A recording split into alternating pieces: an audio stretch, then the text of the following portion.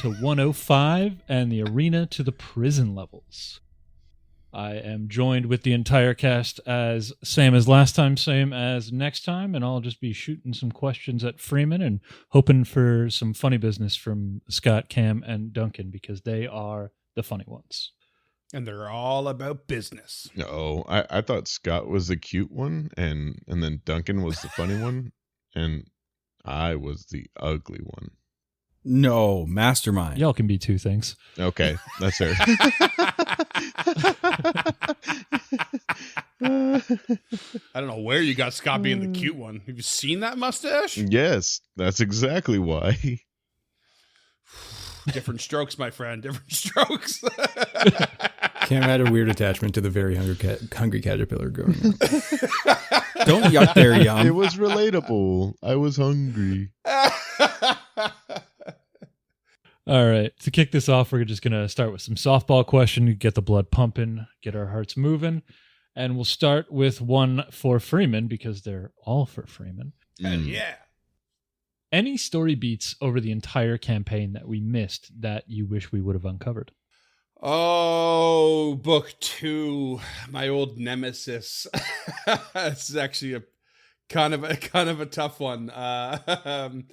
The levels 5 and 6, the arena and the labs levels, are designed to sort of be more open, like lived in spaces together. And I never felt like I portrayed them correctly. So this section, like I just don't feel like I did the best job on those 2 chapters, basically. So if you missed anything, it really is in my camp. I give you some examples. The territory stalemate of the flesh warping Sugathi and the devils in the prison level.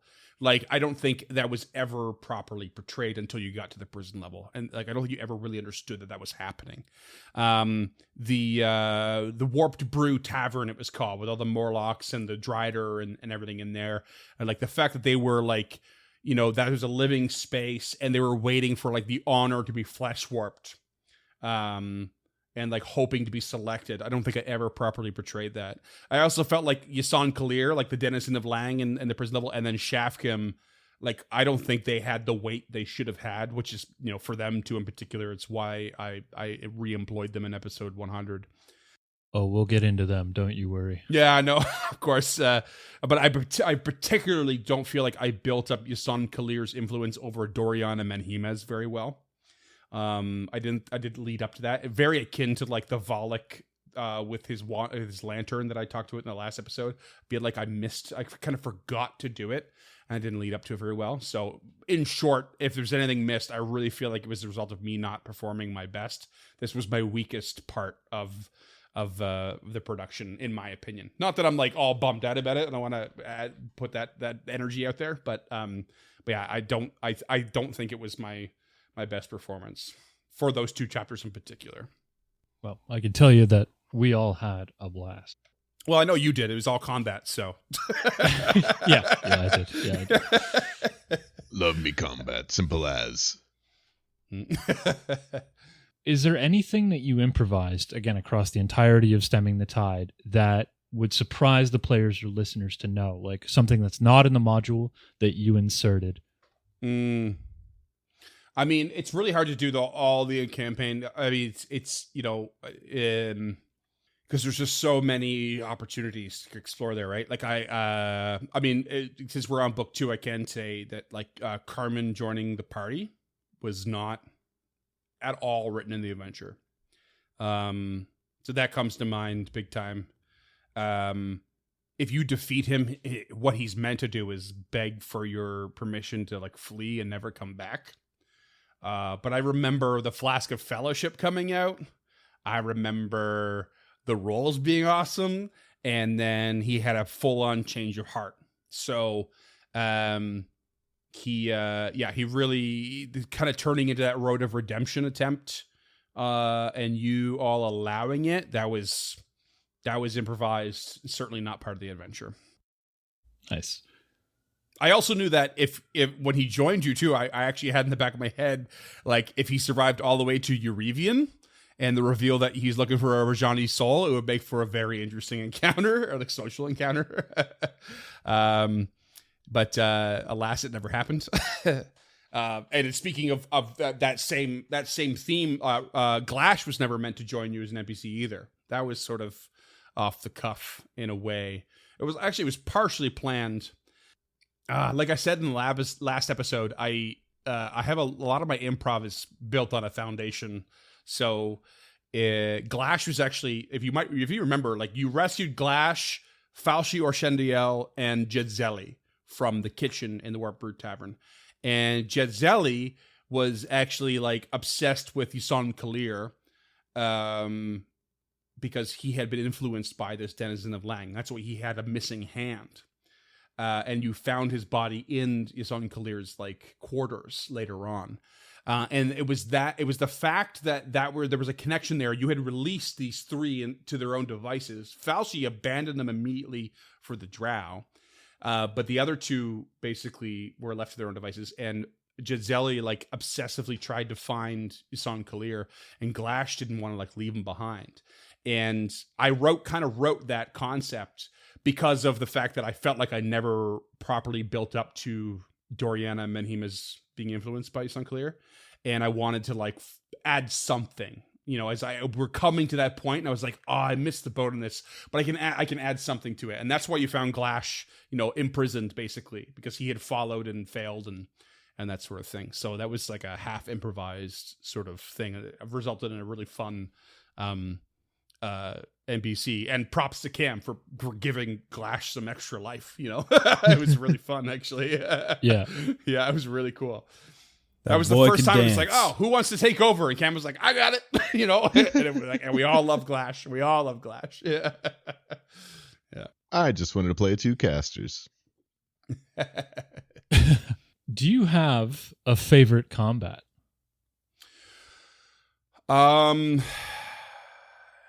I mean, we all reminisce about the Eurevian fight.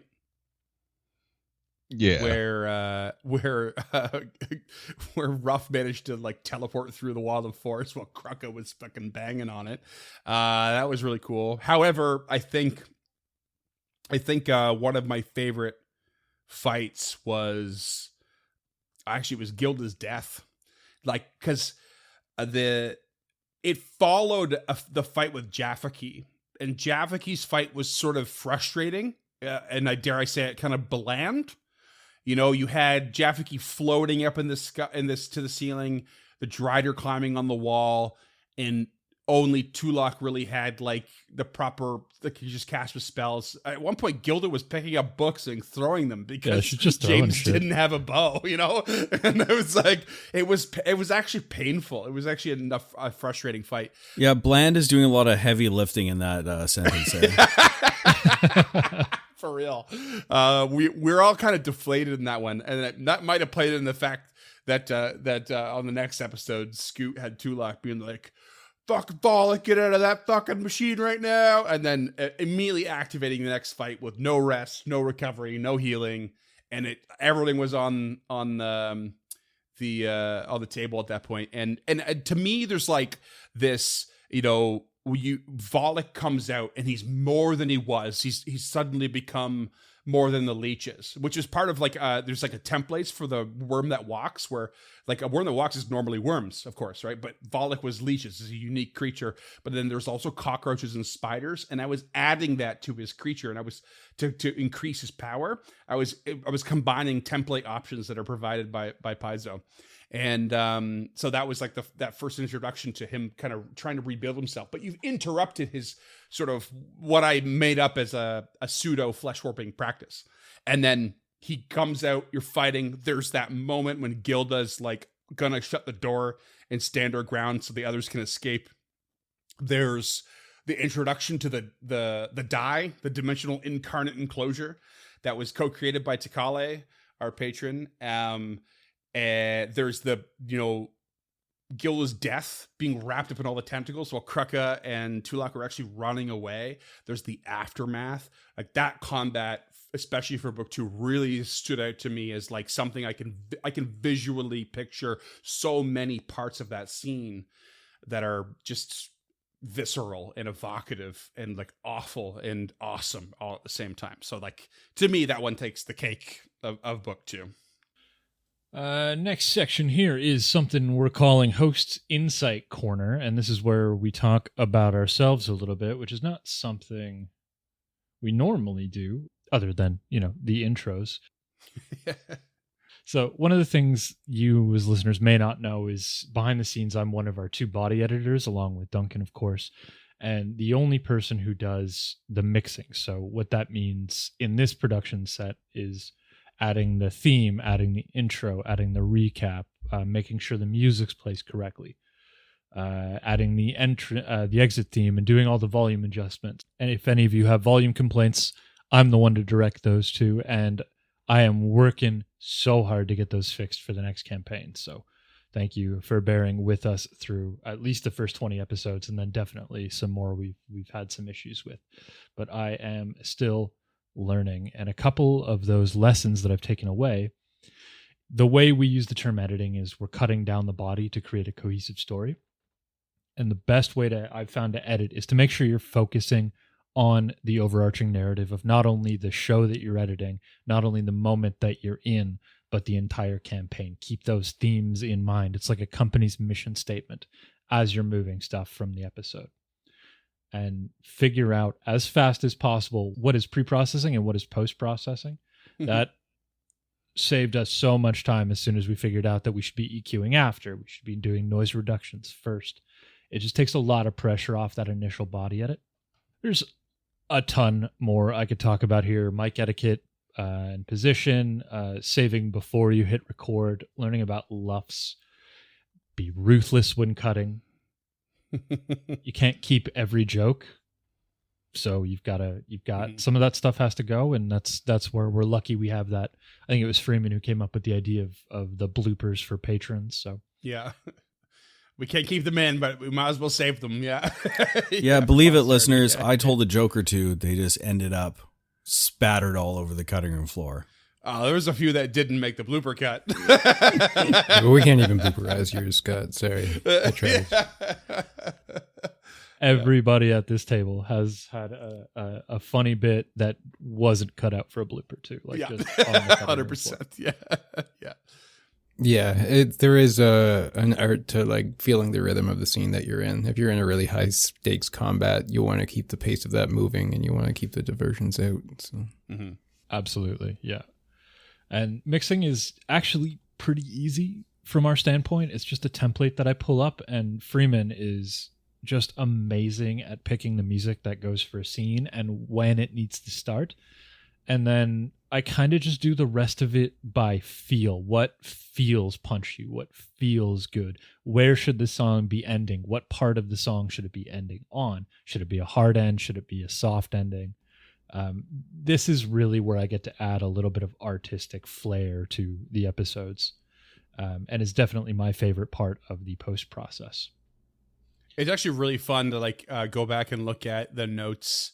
I have a master file of all of the tracks added to every episode, and that I used regularly to reference. Okay, was this track used? Sometimes I forget. There's over 300 tracks that we had in a library from the same creator to navigate. I was like, was this ever used? It's perfect here. Yes, it was. In what context? And I would literally just rule it out. Like, no, I had to find something different because I want like crossover context.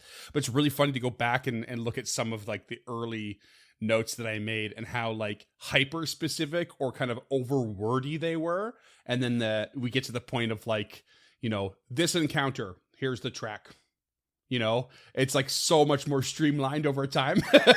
And then if there's more to say, I make a note, like there's one here. It's like episode 10, chatting with Tangletop, parentheses, starting in the rooms of books, but nowadays I would just put it down to like chatting with Tangletop, but there's so many more wordy ones. It's a really funny thing to go look at. And if any of the listeners or anybody out there wants more insight into the process, this isn't a secret. This isn't a closed book. I'm happy to send out information. I'm just not sure how many people are interested in it. So if you want pointers or more information, feel free to pop into the Discord and just hit me up. I'm happy to talk about this all day long. So that brings us to the generic questions. So these ones are the same through all 3 episodes, and they're specific to the book. So what, Freeman, did you love about book 2? What really got your juices flowing? It was level 7. Like I said before, like 5 and 6, I feel like I didn't perform. But level 7, I felt like I was back in my comfort zone because it went back into like a self-contained environment. Like that's what book 1 was. There's 4 levels of self-contained environments. And for some reason, I flourished with that. I made adjustments later on for book 3, according to how I felt like I didn't do well in book 5 and 6, which was good. So, but it was a kind of a learning the hard way kind of thing. And then suddenly it was okay, I'm back where I like to be, and I can really amp that up. So prison level was awesome for me. I also loved the idea of the devils like continuing their contracts after centuries, because the end of the contract wasn't met. The loopholes either were not found or were found, and they were working towards exploiting them. I think that's a really cool concept. It's so different from the rest of the vaults, where this place has not been degrading. It has not been, slowly decaying over time, or abandoned, or something crazy has happened in between. There's no battles, there is that stalemate that's happened between the flesh warpers, because like the devils kind of want to get to the surface if they can, because they're trying to hunt down Rajani. But realistically, it's a place that hasn't been abandoned. It's just been actively lived in. And I think that was really a cool concept to throw kind of right in the middle of this whole adventure. So I love that concept. Barkham Buck, the Aranis, was never really meant to be more than the Smith, but that was a really cool way to introduce Cam, was to like have the deal with the devil. Yeah, thank you for bringing that up. I wanted to make sure we touched on that, because the 7th level, the prison, is where we did first meet Lump. Indeed, yeah, and we had more or less recruited Cam, a while before. But eventually it was like, you know what, we really could use that 4th player, and we kind of talked about it. I pitched it, and we opted to bring Cam in before the next show, which would have been like a year and a half later, kind of thing. So it was really cool to find Cam's character in that environment, and Cam had lots of cool ideas for Lump. Was really worried about the body horror elements of Lump, but we were all like, don't worry about it, just get in there. Just get in there.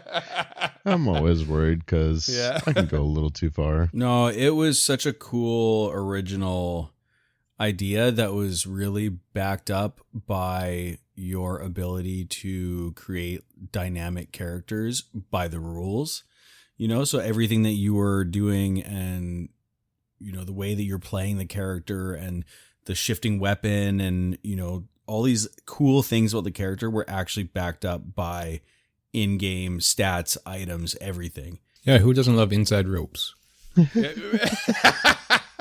They're proving everyone on Reddit wrong that War Priest is not viable. That was like part of your goal, right? You're like, fuck that. It was literally just antagonistic to Riddick. That is my personality. Yeah. Just antagonistic to Reddit. It's so good, yeah. Yeah, no, we love Lump, and I was so excited for a character for the first time to be introduced in the middle of the vaults, because like, and again, there was that flesh warping thing that I never felt like I had fleshed out properly. So, for lack of a better word, but it was a perfect opportunity to be like, do you want to play a flesh warp? I think it was just recently released at the time, if I remember correctly, or not far away. And it's like, it's flesh warp is so cool. I always had it in the back of my back pocket to be like, if someone does die, do you want to play a flesh warp that's escaped, whatever? And it was just, it was such a good opportunity, and I really loved it. I mean, but beyond Lump and Barkabuk, even, like, I loved Jek, the little imp, like his way of scheming. I love the hilarity of the Bone Devil Yagian, like attempting philosophy with Krukka. Like, I set all that up. The whole level was just ripe with opportunities for like the whole cast kind of thing, and it just was, to me, it felt like a return to the glory days. Level 7 was definitely very solid. Lots of fun. All right. What, if anything, did you cut from this book? That's a weird one, actually. In the prison level, there was a unique wisp called Sequishu, which you might remember. I actually removed Sequishu from this part of the book. She was actually this wisp that could travel between. You found like a little secret passage that came out the bottom of a fake floor in one of the stasis chamber prisons in the stasis chamber room, and she was able to travel around and avoid the witchfire warden. But I ended up like reusing her in the sort of episode 100 time bending reflections of the past. When you were like ascending that lighthouse. I just felt like it didn't make a lot of sense for her to be there, and I knew I was planning episode 100 already, and I knew it would be kind of more interesting to like remove that creature and put it elsewhere and add a little more nuance to it, because it was a unique wisp with like a face, you know, and I was like, they didn't really give it much love. I'm going to give it more love, kind of thing. The other thing that comes to mind too is that there was that room in the labs level, I think it was, where everyone was sure you had gone through it, and I was sure you hadn't. And I had said, I have a reason to think that you hadn't. And the reason was that there was a giant bone gladiator that would have formed had you entered that room and attacked you. And we definitely had never fought it. But because I conceded to everyone's opinion that you had entered there before, I also took that creature out and put it in episode 100 just so it didn't go to waste. So that was also on one of the floors. Gotcha. Were we wrong? Is that what we're landing on this?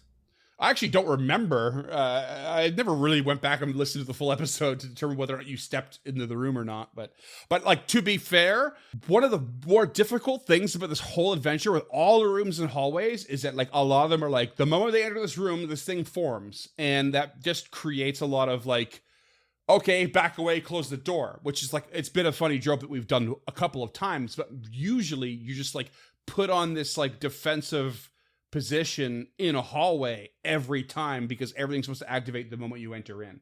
And I really wanted to start avoiding that sometimes. So it's entirely possible you entered the room and I just didn't activate the creature because I wanted you to enter it more. And the debate meant more like, did you explore the room? And you were like, yes, we did. I'm like, no, you fucking didn't. You know, it wasn't really about being in it as so much as exploring it.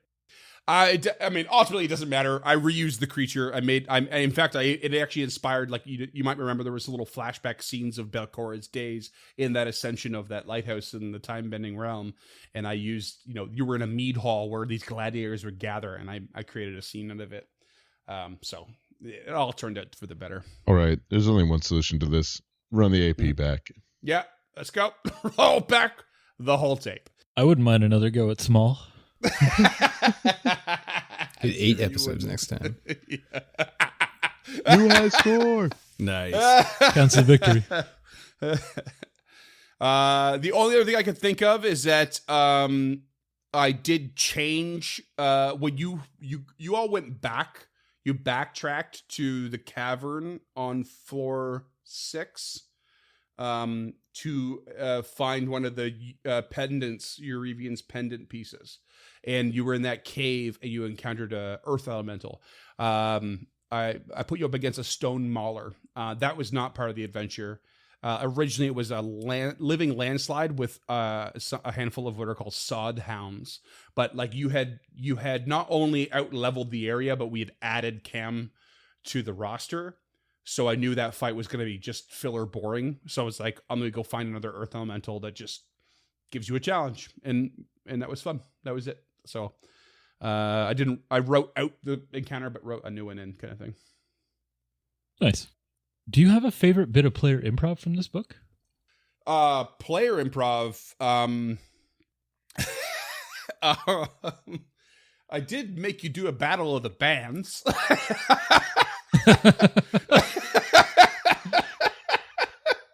Which was pretty fun. Whoa. That wasn't in the AP? No, it was, but the way way it's written in the AP is like, it's basically like you're meant to get up there and play instruments, and the band Shadow Malice is meant to let you borrow their instruments. But like, I'm also kind of like, it's geared toward you failing and then fighting the band, which is like a kind of a cool encounter because it's a kind of a dynamic group of people to fight. But also it's like, you know, how many players, and we only have 3 at a time, are likely to have even be remotely trained in performance? It's kind of stacked against you, right? So that's when I was like, you know what, I'll give them I'll throw them a bone and be like, you don't have to play music, but you just have to put on a performance of some kind. And that's when I allowed you to, like, you know, I don't know, juggle hammers or some shit. But it's like, the So whole what you're thing saying is so is next campaign we're all a band. the whole thing was so fucking stupid, but it made me laugh. I just thought it was so funny. So that was a lot of improv for you guys in a really weird way. The only thing I think of beyond that is, like, you know, not so much improv as good, interesting, like, strategy in some of the combats. Like, you know, like when you were in that room with the pits and the Gibdus bounders, those little frog bounding guys, and like their whole thing is to knock you into the pit. And like all you did was just like, well, let's knock them into the pit. Without even really knowing that they were trying to knock you in, you were already trying to knock them in. And I was like, that's genius. It's kind of just accidental, perfect genius. And I loved it. Put holes in the floor and we're going to kick shit into it. Yeah. We are but men. Exactly. And one of the other things too is, like, when you did backtrack, you fought the Shanragal behemoth. That was the other one, because that creature is actually, like, really powerful for your level. It was a good thing you didn't fight it. But then I think Tulak just flew up in the air and rolled the die, or like rolled the die and then flew up in the air and managed to actually, like, summon the Void Glutton and stick the thing down with ectoplasmic web, despite the fact that it's gargantuan, and you just trounce the thing. It's just like, it's so ridiculous. It was Tulok's first time flying too. That was pretty cool. Yeah. It was. Oh, that's true. Yeah, it was like a big reveal. Yeah, you're like, and he just floats up into the air and was like, the fuck. That's good. Movement, listeners. Take it away from your GM. If you can help it. Spoiler alert for book 3. Yeah, no shit. All right, let's turn that question around. What is the favorite bit of improv that you've done for this book? Oh, I mean, it really comes down to kind of adding custom things, and like I suggested in the last episode, like, I didn't really remove much. And if anything, I added stuff or I swapped things out. So, improving is a tough one. Other than, like, some role play, you know, something that comes to mind is that I actually created a semi-custom trap in the hallway before encountering Jaffaki. So, like, you went up against this, like, sort of bleeding, like, spirit, if you remember, and that was actually inspired by the blood in the lighthouse and the fact that you had avoided it. I took a trap from elsewhere and, like, reworked it a little bit and just made, like, a sort of horrifying scenario based around, like, the horrifying practice of flesh warping. So I thought that was kind of fun. I actually almost made that encounter way worse because there was a creature called a Flesh Forged Conformer that can really take advantage of the fact that you're bleeding, and that haunt made you bleed. So, but that I recanted it quickly, probably just shortly before the session, to be honest, because it looked like it was going to murder somebody, maybe 2 people. It was, like, kind of a bit too much. I actually did a lot of work on it, and then I was like, you know what? I think we were already planning Cam to come in. I was like, I just gotta wait. It's too much. So I did that. I think one of the cooler things I did do was I actually added the Hellbound Attorney to the Eurevian fight, and I loved using their ability to, like, list off the crimes, and I used it on Ruff, and, like, the page made no sense because Ruff was the Shrika. Oh yeah, that was excellent. A fun one. Yeah, it was just kind of too perfect. Yeah, and the Levelock Devil that was encountered when you discovered Lump, that, like, big, like, sort of mechanical devil. That was not in the adventure. I added that to, like, because it was, like, another room just filled with Mulvin Talks and Dresh cans, yeah, and it was just like, I was like, you already fought those. Like, I was just kind of boring. It's repetitive creatures, and I wanted something new. So, Well, it worked out in your favor. Well, speaking of adding things, Night of the Howling Moon. I just want to give you some space to get after that and to talk about it because it was so good. Like that is a defining moment in the adventure for me. Okay. And I just don't think I'm ever going to forget that. Just the way it played out, the pace of it, the way you made us keep pace. I just thought everything about it was excellent. So this is your opportunity to humble brag. Yeah, I mean, one of the first inspirations for doing that was, I mean, like I said in the last episode, right out of the gate, it was like, you know, as soon as you kind of reawoken Jaw, you know, in his memories, I knew I was going to do something with it, and I was going to make him attack. He's feral, he's full of regret, he's messed up, you know. But you might remember that in that pavilion, he had a white wolf next to him. Or like a wolf companion, and he actually is like he's designed around fighting with they have like a synergy with them, and then I realized it's like I could play with that. I could make him go back and like I basically upgraded the wolf to like what's called a winter wolf. I think it might have been changed in the remaster. I don't think it's called the winter wolf anymore, but this winter wolf, it was like blasting cones of cold at you. It was really cool. But then that was the first idea, and then the idea turned into like, oh, let's have this werewolf going full feral and drawing other canines to the town. So that's why like the Yeth Hounds were in there. That's why the Hellhounds were in there. It's like this.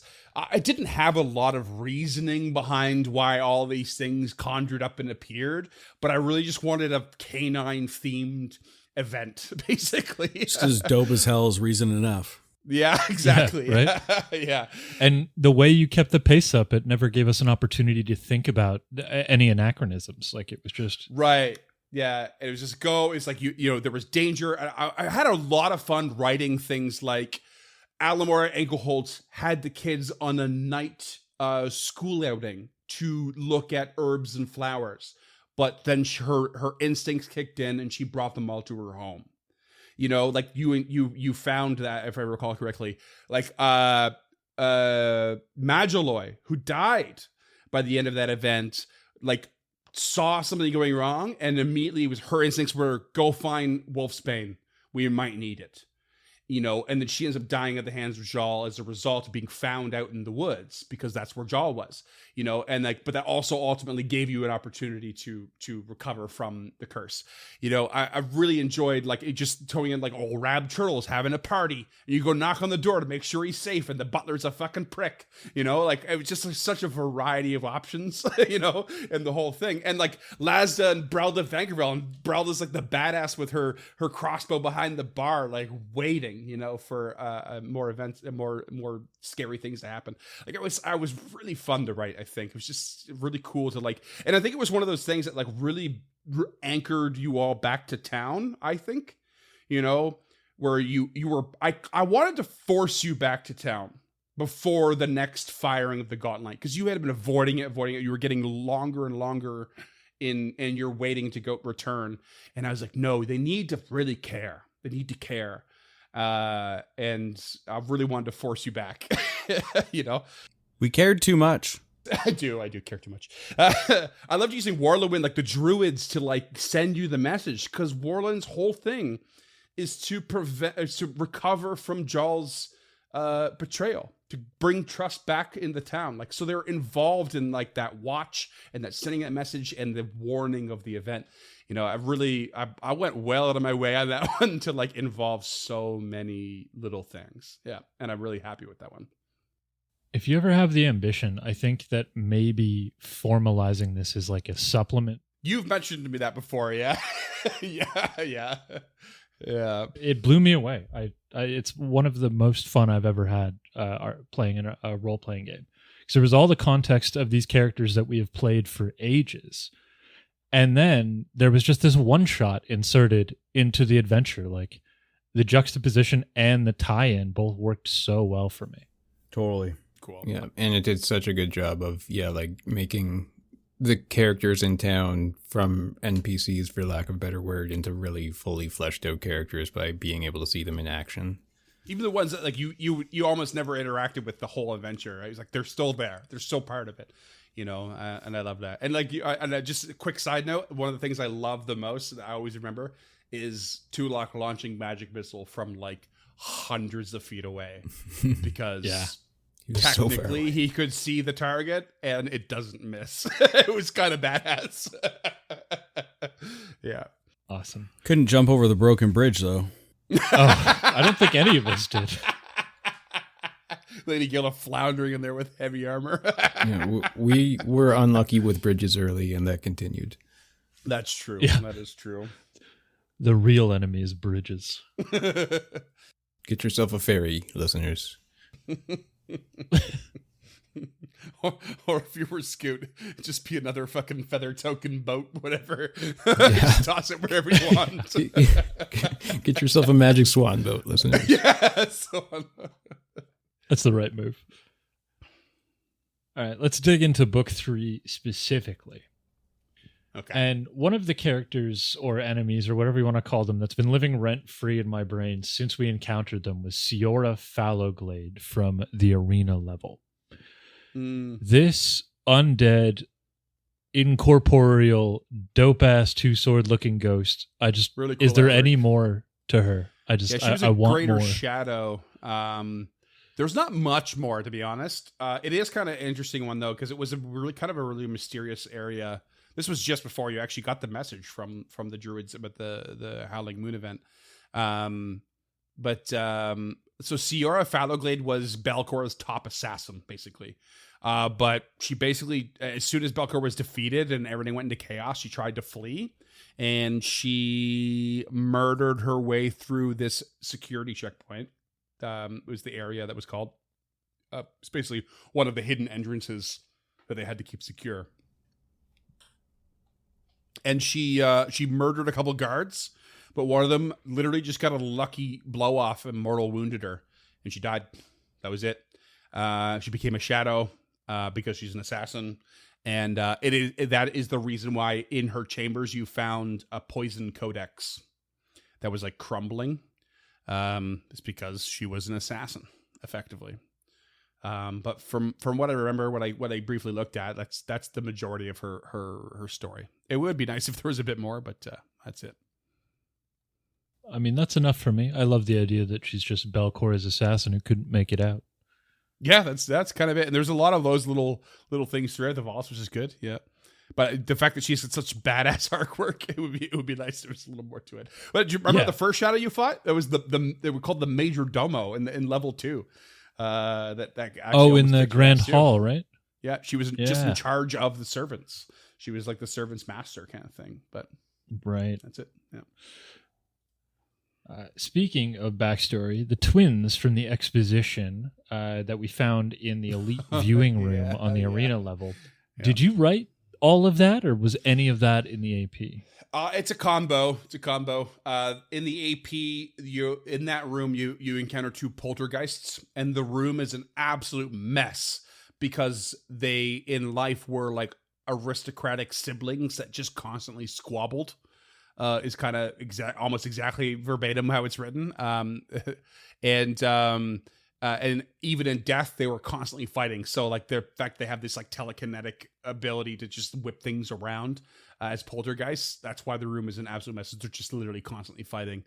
The exposition, however, that was all me. I mean, they all were, but I used that room as an inspiration because I thought it was really one of the things that I felt was really cool about the arena/labs level was that it was a way, it was a place that was originally meant for Belcora to impress potential investors, contributors to the cause.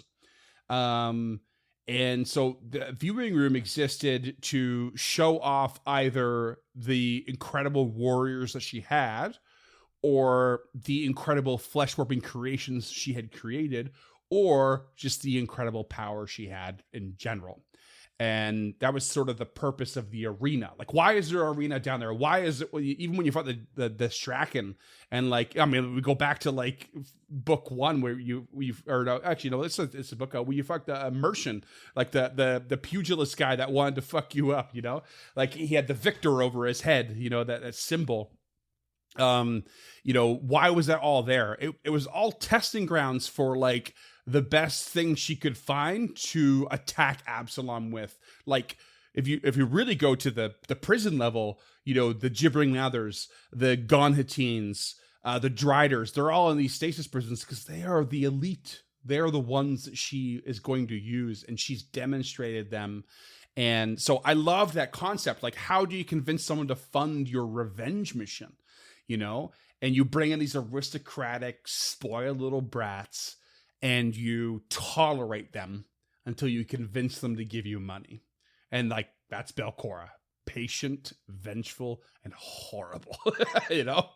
And so I had big inspiration just from that one room alone to like give an overview of what's going on in that level. So that, if I wasn't happy about how I did the whole level, I'm at least happy about that part. As you should be.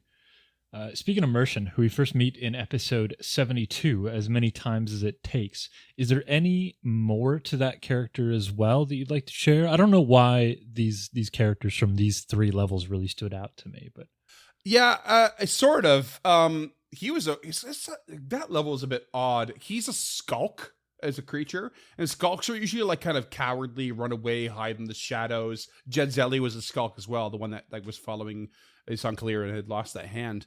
But for some reason he was obsessed with like being the world's greatest fighter. You know, he's just like, and that's just him. That's the story they give you. But he knew that Vishari, which is the owner of the tavern, it was an Erdefon, one of your earliest examples of an Erdefon. She's a pugilist, is the sort of what the stat block gives you. So she's also a really known, like, you know, fist fighter basically. And if you get in there and actually talk to him, he really wants to have a match with her. He wants to fight her and see who's better.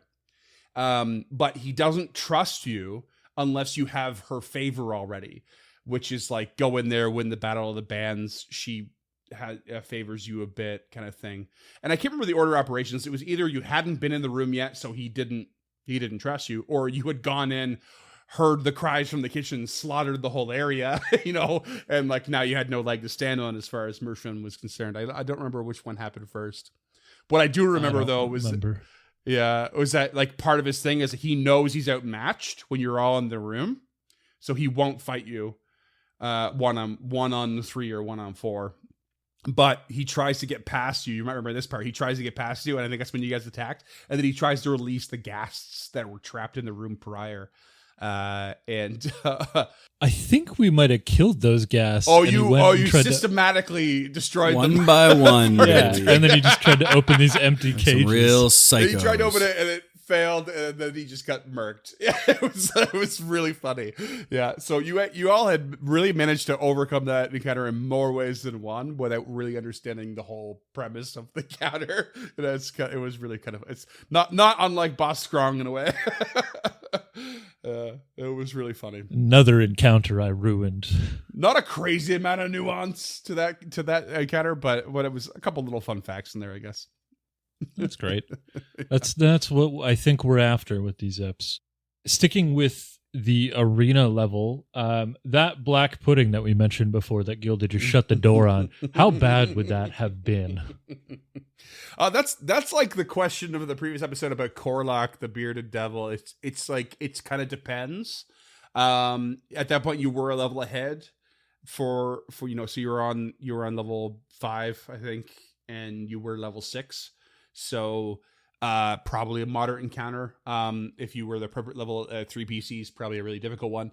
Though that being said, it's oozes can be tough because in particular you were in a very tight space, and this particular black pudding was an alchemically altered one. So it wasn't just a black pudding; it was called a viscous black pudding. So it not only has the normal ability to split if it takes slashing or piercing damage, but you might remember that it was actually covering the whole floor and then suddenly formed up into like something smaller. And as a reaction, it could just change its shape from either medium, large, or huge.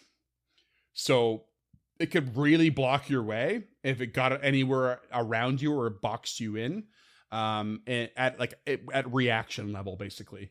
And if you kept slashing or piercing it, it would just keep splitting. And that shit is so dangerous because they lose their hit points by half, but they're a full power ooze at attack and defense. So it could have been really, really bad. I think the tight space was in your favor in general. And then the closing the door was just too funny to not let go. It was just too good.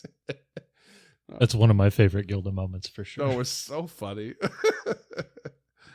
All right. Duncan asks, Long Saddle and Tamily Tandervale. They fucking? Forget about that. Because we're shipping them. Only in your lonely dreams, buddy boy. Oh man, we got the show's over. We got to start the slash fic. I mean, just yesterday, Lusum said in the Discord, a little crucka slipped into Harold. And I think he was talking about voices, but I'm going to take it slash fic way. Make it weird. Get it going, listeners. Yeah. No. Short answer is no. Inquiring minds are sated. But you might remember that Tamily is an ex-member of the Grey Corsairs. She is a proper badass. Yeah, and Long Saddle's into that kind of shit. She got no time for that fucking ex soldier from Absalom. That mall security guard. Yeah, basically. Yeah, he's a medium fish in a small pond at best. Rude. I know you already touched on it a little bit, but at what point did you know that you wanted to like expand the storyline between Shafkem and his son Clear? Oh yeah, it was in that same area of like level 7 starting, bringing Lump and Cam, adding Glash to that element and Jidzelli, and then planning episode 100. Part of planning episode 100 too is this is a big reveal, I think, to the listeners, is that James had opted to write Zori out of the story. That was a James choice, and I was trying to roll with that. And so episode 100, like that the whole event that happens before episode 100 and how Ruff comes in, that was a big part of that whole thing. And I realized that because I didn't give them much love in the way I thought the adventure meant for them to get it, I just knew that I had to find a way to do it. And I thought, what better way than to have these two quite intelligent creatures that were working with Belcor, but are not under some kind of contract like the Devils are, not like strictly speaking. They are their own, people. But they're here for either the fun of it or the money of it, or they have some weird, reason to just really be pushing these like awful envelopes with Belcora. And, but I thought it'd be really cool if they were like, you know what? She's not entirely to be trusted, and we should really keep it under our hats. And maybe at least two sets of eyes are better than one. And that was what I tried to play up in episode 100 with them. I wanted to give them more credit for their intelligence, even before Belcora's death and demise, before their current situation. They give them a little extra love of like, you know what? We weren't just idiots along for the ride because she told us to. So yeah, it was right in that area of like, I didn't feel like I did a good job, but I was feeling inspired to make up for it. Well, we loved it. And since you kind of brushed up against episode 100, I want to make sure you have space to talk about it, because just like the Night of the Howling Moon and that little one shot we did on the graveyard where I got to play Clort and we all got to play different PCs from around town. The stuff that you've added to this campaign, I think, is a real standout for everybody in this room. So I just want to make sure you have time to talk about episode 100, anything you didn't get to in the decompress. Yeah, episode 100 was complicated. You know, it wasn't like I had less to work with than Night of the Howling Moon. You know, Night of the Howling Moon was all about grounding you back in Otari, using all of the smaller things I thought you would never discover as influence and inspiration. Episode 100 was its own beast. It was a separate thing. It actually, the probably the primary influence was when you get to book 3. I didn't like what was written about how you're meant to find out about the importance of the lenses. The lenses don't appear till book 3. And to me, this is a bit of a failing of the sort of 3 different author, 3-book structure. And that there's no reference to lenses until book 3. And I certainly hadn't made them, even though I knew they were there. And I realized that how you're supposed to find out about them, which is effectively that, you know, that cavern that Tulok had a whole fit in that like led up to like the Gug. Yeah. It was a named Gug, right? Yeah, that's all the adventure provides you with. For the most part. That's like the main part. And to me, I was like, it's not enough. It's not enough. We could do better, you know? And I just had this awesome idea of doing, like, I was inspired by the structure of the whole adventure. And like, you have past, in between, and present.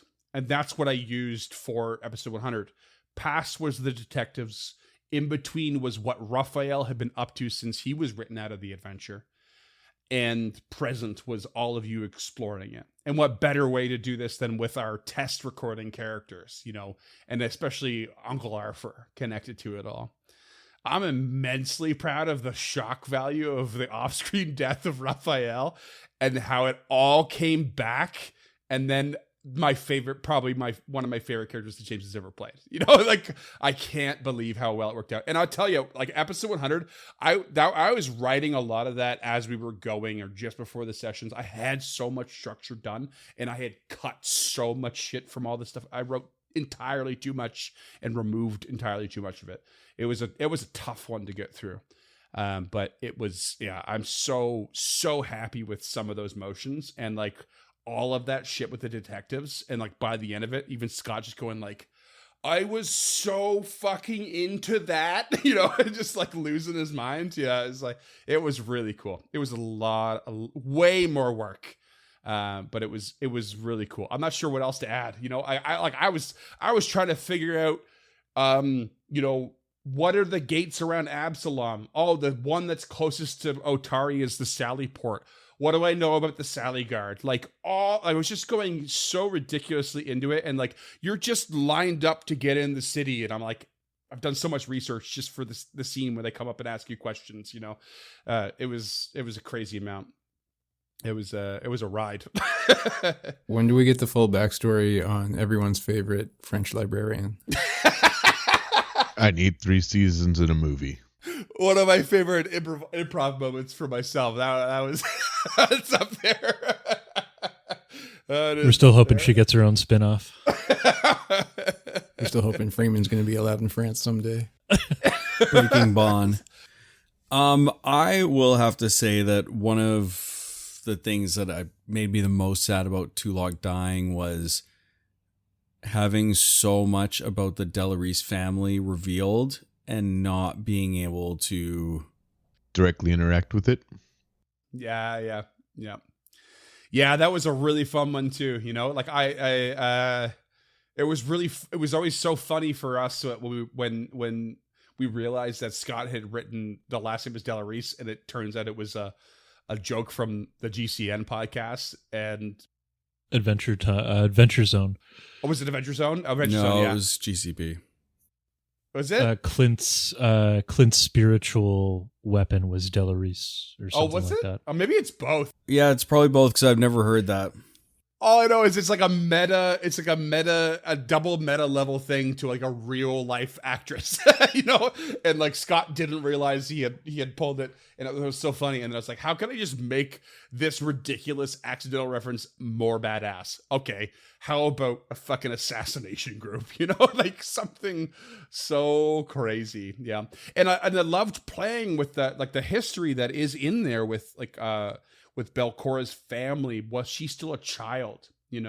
Is like this. If you don't have like the aberrant blood in you, if you're not a part of this family, you are nothing. Like so abusive, so not racist, but like what's that? Like like Classist.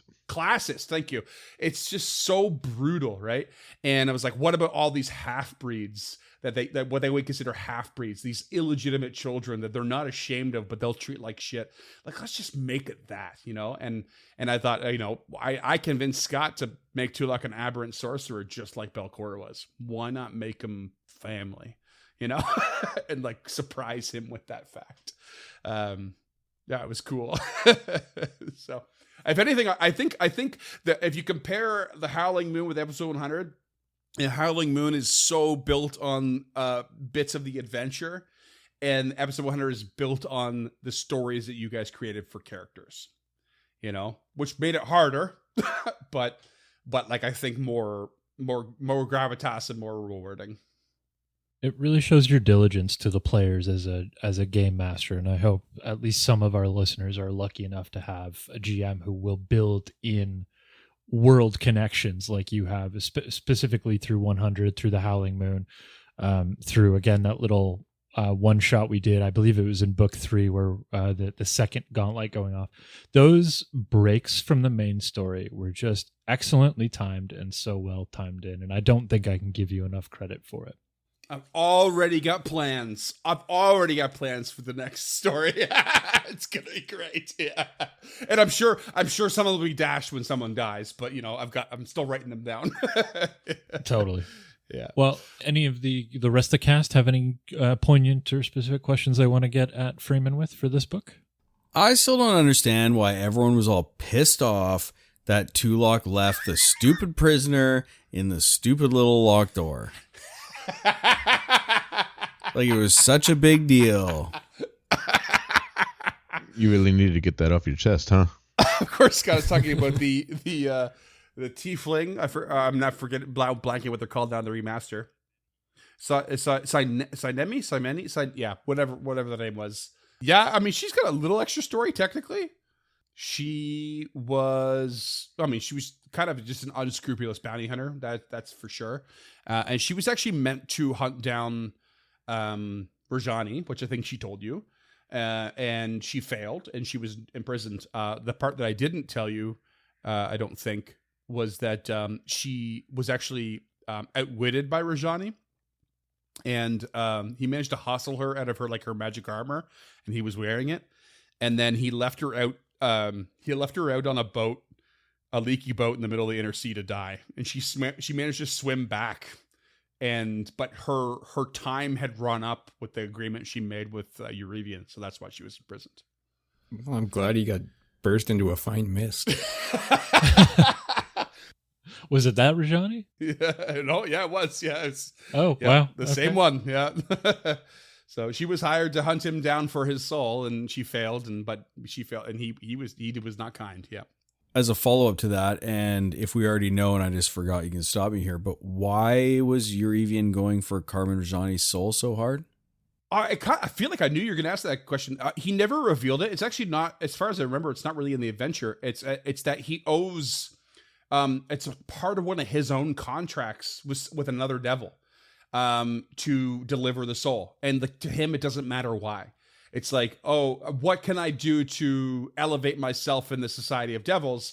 Okay, I want you to do this. If you sign a contract for this soul, I'll make sure that you rise up. And you're even like, sure, no problem, sign off. That's pretty much it.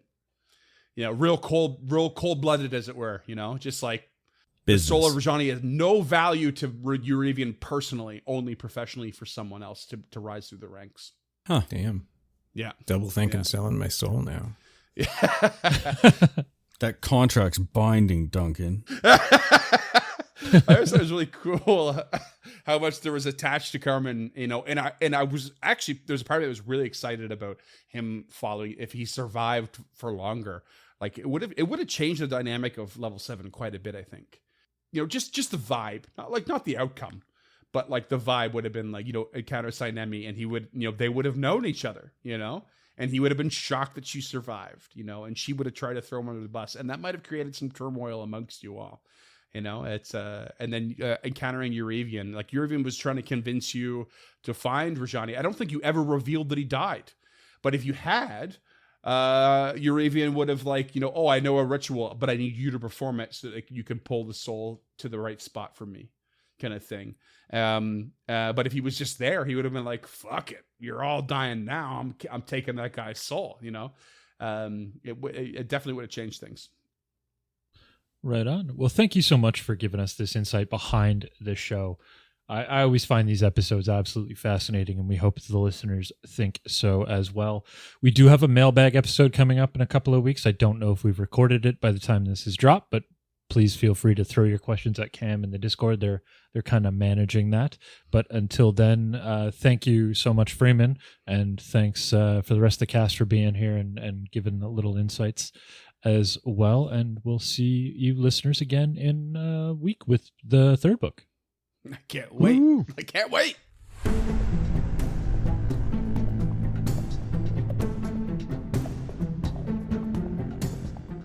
Stemming the Tide is an actual play podcast of the Adventure Path Abomination Vaults and is produced by the Uncharted North Network.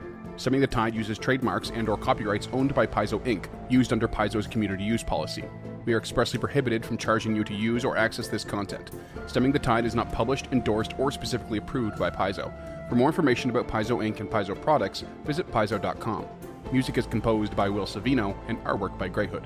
Stemming the Tide is recorded remotely using Foundry Virtual Tabletop. If you wish to connect with us or support this project and projects to come, we can be found at unchartednorth.ca, patreon.com/unchartednorth, and on all major social media platforms. Links to all credits can be found in the episode description and our website. Thanks for tuning in.